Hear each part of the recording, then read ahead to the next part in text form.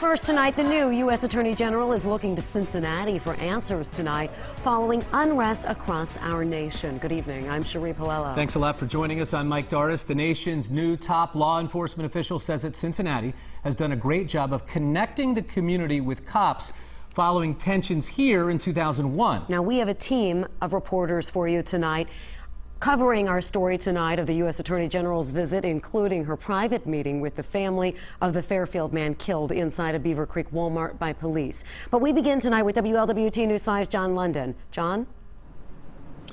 Well, Cherie, Attorney General Lynch liked what she saw here today, says it can work elsewhere. That is the message she is going to take to 5 other cities that, although not perfect, Cincinnati can point to progress. But it was noted today that's not the finish line. As the nation's 83rd Attorney General stepped into the Freedom Center, a room full of leading civic and law enforcement luminaries were stepping towards the next phase of reform.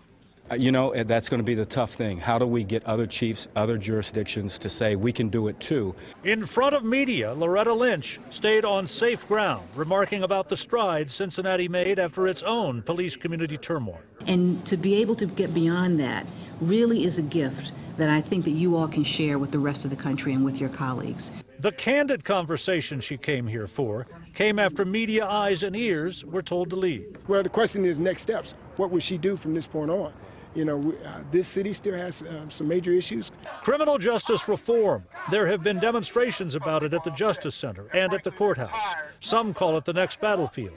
Grand jury process, prosecutor and police relationship, trusting the system.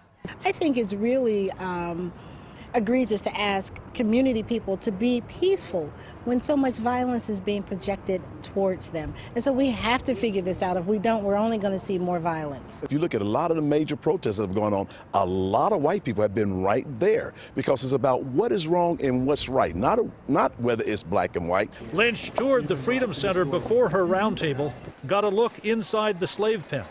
She sees Cincinnati as a place where clearly people now feel connected. What we do with that from here is on the table. First of all, we have to admit that there's a problem in order to deal with it. Until we do that, we're going to always have some misconception. Attorney General Lynch says trust is the issue of our times. Chief Jeffrey Blackwell put it this way, saying police must not only concern themselves with crime and criminality, but life and livability. Risky, he admits, but focused on it department-wide because, as he put it, it's the right thing.